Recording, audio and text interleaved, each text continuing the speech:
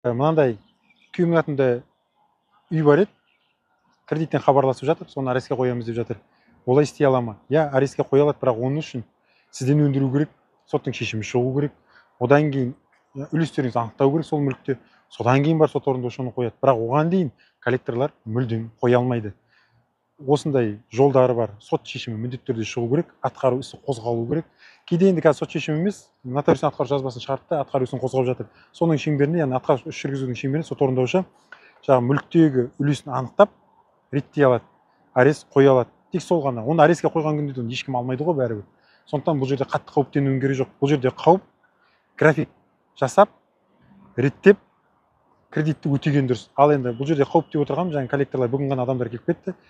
Туған туысқандарға, жекжаттарға, құда жекжаттарға дейін хабарласып, абырой төгіп жатады. Соның алдын алу мақсатында графикке ар жаз ұйымдастыруға болады. Ол үшін бізге WhatsApp-қа жазыңыздар.